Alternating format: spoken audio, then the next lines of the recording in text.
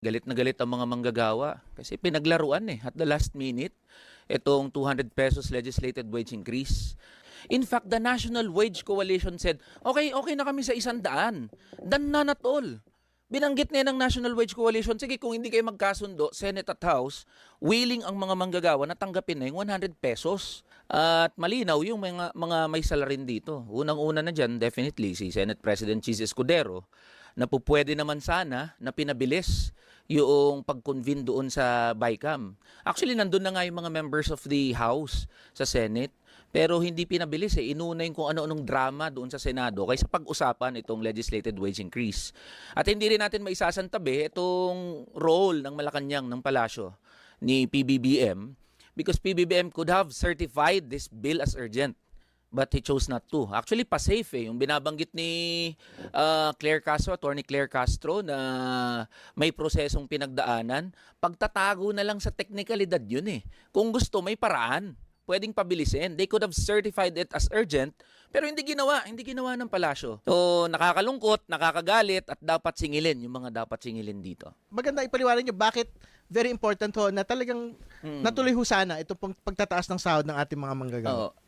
Lagi kong binabanggit na kahit itaas ng 100 to 200 pesos ang sahod ng mga manggagawa, hindi pa talaga siya increase Recovery pa lang siya. Recovery ng alin ng nawala na value doon sa sahod ng mga manggagawa because of inflation.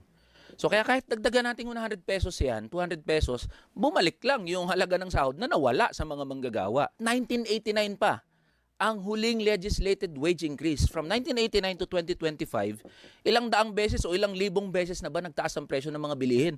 Ang presyo ng mga bilihin hindi naman taon-taon tumataas Every other day, every week, tumataas ang presyo ng mga pangunahing bilhin at serbisyo. So definitely justified yung pagpapanawagan na itaas ang sahod ng mga manggagawa. Debunk naman na yung mga pananakot ng mga malalaking mga grupo ng mga negosyante that this will cause inflation, this will cause massive unemployment. In fact, kung Terry, Alex, may kakalabas lang na study ng UP Soler na pinapakita that there is an insignificant impact sa inflation pag tinaas ang sahod ng mga manggagawa.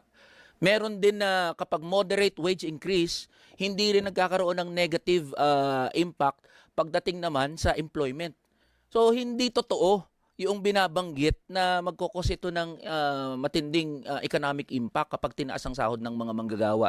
With regards to the micro, small, medium enterprises, pag binasa natin yung legislated wage increase, Section 6, if you are an employer with 10 employees below, exempted ka sa pagbibigay ng minimum wage. At meron na tayong BMBE law, Barangay Micro Business Enterprise Law, na kapag ikaw ay BMBE certified na negosyo, mga micro enterprises, 10 employees and below, with 3 million or less na capitalization or asset size, hindi ka pasok dito sa pagbibigay ng minimum wage. So therefore, hindi apektado ang micro-enterprises. Proseso ng BICAM ay negosasyon sa pagitan ng Kongreso at Senado. Ibig sabihin, 200 kami, 100 kami, mag-usap tayo. Hindi pwede yung parang, porque Senado kayo, ganito na lang. Exactly. So ano bang pagtingin mo dito? Yun nga kung Terry, hindi naganap yung pag-uusap Parehas matigas doon sa bersyon nila, either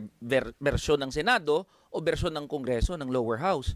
Kaya walang naganap na pag-uusap. At Senate, nagmatigas So walang pag-uusap, pwede sana, hindi tayo magkatagpo dito sa 200. Pwede sana, pwede ba, 150, 120. So nung transmit na doon sa Senado, wala talaga. Walang nangyaring pag-uusap. In fact, on the sidelines na lang yung naganap na pag-uusap. So, budol na scam ang mga manggagawa. Galit na galit ang mga manggagawa ngayon, pero not everything is lost naman. Ifa-file natin yan sa 20th Congress. Tara na, kamanggagawa.